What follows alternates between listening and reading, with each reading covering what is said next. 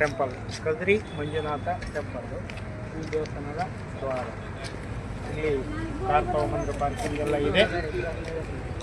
ಒಳಗಡೆ ಹೇಗೆಲ್ಲ ಇದೆ ಅನ್ನೋದನ್ನು ನೋಡೋಣ ಬನ್ನಿ.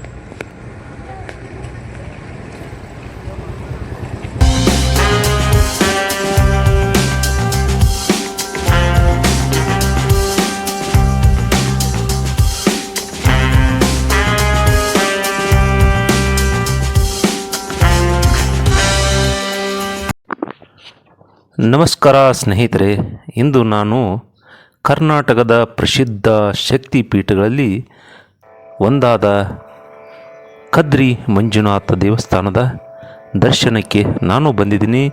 ಬನ್ನಿ ಆತ್ಮೀಯ ಸ್ನೇಹಿತರೆ ಹಾಗೆ ಹಿರಿಯರೇ, ಎಲ್ಲರೂ ಇವತ್ತಿನ ವಿಡಿಯೋಗೆ ಸ್ವಾಗತ ಸುಸ್ವಾಗತ.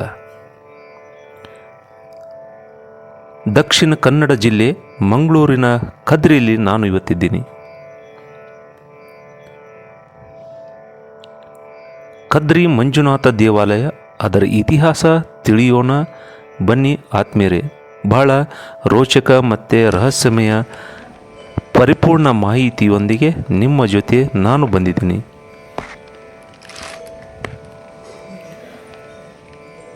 ಕದ್ರಿ ಮಂಜುನಾಥ ದೇವಸ್ಥಾನ ಕರ್ನಾಟಕದ ಪ್ರಾಚೀನ ಶಿವನ ಕ್ಷೇತ್ರಗಳಲ್ಲಿ ಇದು ಒಂದು ಕೂಡ ಹೆಗ್ಗಳಿಕೆಯನ್ನ ಪಾತ್ರ ಇದೆ. ಇದಕ್ಕೆ ಬಹಳ ಪ್ರಾಚೀನ ಕಾಲದಿಂದ ಕೂಡ ಶಿವನ ಕ್ಷೇತ್ರವೆಂದು ಪರಿಗಣಿಸಲ್ಪಟ್ಟಿದೆ.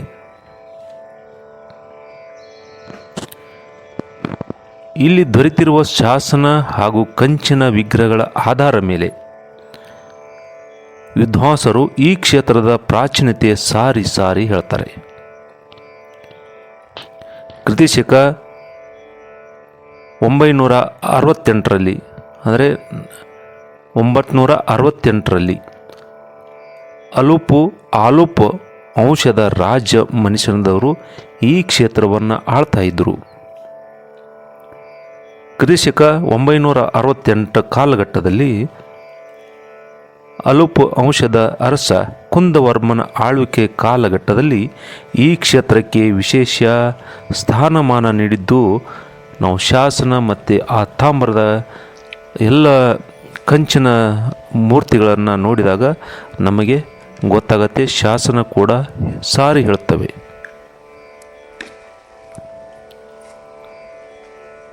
ಆರಂಭದಲ್ಲಿ ಇದು ಬೌದ್ಧ ಶ್ರದ್ಧಾ ಕೇಂದ್ರವಾಗಿತ್ತು. ನಂತರ ಬೌದ್ಧ ಶ್ರದ್ಧಾ ಕೇಂದ್ರದ ನಂತರ ಕಾಲಘಟ್ಟ ಹಾಗೆ ಹೋಗುತ್ತಾ ಶೈವ ಸಂಪ್ರದಾಯದ ಆರಂಭವಾಗುವ ಕಾಲಘಟ್ಟದಲ್ಲಿ ಶ್ರೀ ಮಂಜುನಾಥ ಸ್ವಾಮಿಯ ಆರಾಧನೆ ಪ್ರಾರಂಭ ಆಯಿತು ಅಂತೇಳಿ ಇತಿಹಾಸಕಾರರು ವಿದ್ವಾಂಸರು ಹೇಳಲ್ಪಡ್ತಾರೆ. ಹಾಗೆ ಈ ದೇವಸ್ಥಾನನ ನಾವು ಸುತ್ತುವರಿದು ನೋಡ್ತಾ ಹೋದರೆ ಹಚ್ಚ ಹಸುರಿನ ಪರಿಸರದಲ್ಲಿ ಅದ್ಭುತವಾಗಿ ನೆಲೆ ನಿಂತಹ ಕದ್ರಿಯ ಮಂಜುನಾಥ ಸ್ವಾಮಿ. ಇಲ್ಲಿ ನಾವು ಮತ್ತೆ ಹಲವಾರು ದೇವಸ್ಥಾನಗಳನ್ನು ನೋಡ್ತೀವಿ. ಇಲ್ಲಿ ಪಾರ್ವತಿ ದೇವಿ, ಗಣಪತಿ, ಸುಬ್ರಹ್ಮಣ್ಯ ಕಾಣುತ್ತೇವೆ. ಹಾಗೆ ಈ ಬೆಟ್ಟದ ಮೇಲೆ ಹಲವಾರು ಸಂತ ಶರಣರ ಪೀಠಗಳನ್ನು ನಾವು ಕಾಣ್ತೀವಿ. ಪ್ರತಿ ವರ್ಷ ಇಲ್ಲಿ ಸಂಕ್ರಾಂತಿಯ ಕಾಲಘಟ್ಟದಲ್ಲಿ ಪ್ರತಿ ವರ್ಷ ಕೂಡ ಕದ್ರಿ ಜಾತ್ರೆ, ಕದ್ರಿ ಉತ್ಸವ ಕೂಡ ಇಲ್ಲಿ ನಡೀತಾ ಬಂದಿದೆ.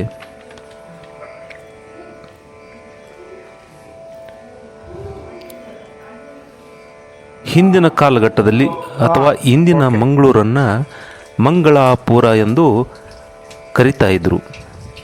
ಒಂದು ಕಡೆ ವಿದ್ವಾಂಸರು ಮತ್ತು ಇತಿಹಾಸಕಾರರು 968ರಲ್ಲಿ ಅಂತ ಒಂದು ಕಡೆ ಹೇಳಿದರೆ, ಇನ್ನು ಕೆಲವರ ಅಭಿಪ್ರಾಯಗಳು, ಅನಿಸಿಕೆಗಳು ಹಾಗೆ ಐತಿಹ್ಯಗಳ ಪ್ರಕಾರ ಅಥವಾ ವಿದ್ವಾಂಸರ ಒಂದಷ್ಟು ಅವರು ಹೇಳೋ ಪ್ರಕಾರ 1068 ಅಂತೇಳಿ ಒಂದು ಕಡೆ ಉಲ್ಲೇಖ ಹೇಳ್ತಾರೆ ಇತಿಹಾಸಕಾರರು.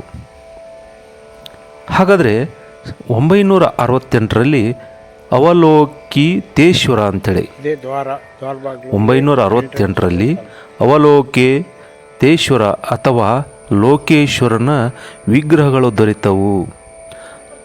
ಆ ಆಧಾರದ ಮೇಲೆ ಆ ಲೋಕೇಶ್ವರನ ವಿಗ್ರಹಗಳನ್ನು ಆ ಕಾರ್ಬನ್ ಇದು ಮಾಡಿದ ಹೋದಾಗ ಅದರ ಕಾಲಘಟ್ಟ ಸ್ಪಷ್ಟವಾಗಿ ಗೋಚರ ಆಯಿತು. ಇಲ್ಲಿ ಮತ್ತೇನು ವಿಶೇಷಗಳು ಇದೆ ಅಂದರೆ 7 ಕೊಳಗಳ ನೈಸರ್ಗಿಕ ಬೆಟ್ಟದಿಂದ ಒಳಭಾಗದಿಂದ ನೀರು ಆ ಜಲವು ಹರಿದು ವಿಶೇಷವಾಗಿ ಇಲ್ಲಿ ನಮಗೆ ಅಚ್ಚರಿ ವಿಶೇಷಗಳನ್ನು ನೋಡಲಿಕ್ಕೆ ನಮಗೆ ಸಿಗತ್ತೆ.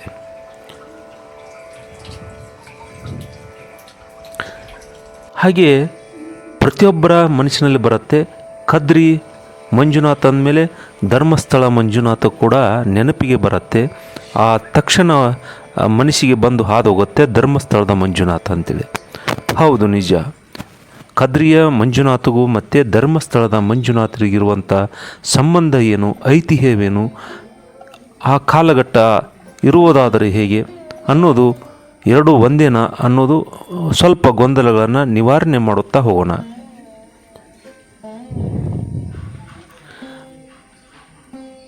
ಈಗ ಪ್ರಸ್ತುತ ಏನು ಧರ್ಮಸ್ಥಳದಿರುವಂಥ ಮಂಜುನಾಥನ ಸ್ಥಾಪನೆ ಮಾಡಿದು ಕದ್ರಿಯಿಂದ ಲಿಂಗವನ್ನು ಅಣ್ಣಪ್ಪ ಸ್ವಾಮಿಗಳಂತ, ಅಂದರೆ ಈಗ ಧರ್ಮಸ್ಥಳದಲ್ಲಿರುವಂಥ ಮಂಜುನಾಥನ ಸ್ಥಾಪನೆ ಮಾಡಿದ ಮೂಲ ಪುರುಷ ಅಣ್ಣಪ್ಪ ಸ್ವಾಮಿಗಳ ಮೂಲಕ ತರಲಾಯಿತಂತೇಳಿ ಇತಿಹಾಸ ಪುಟಗಳು ಹೇಳ್ತವೆ.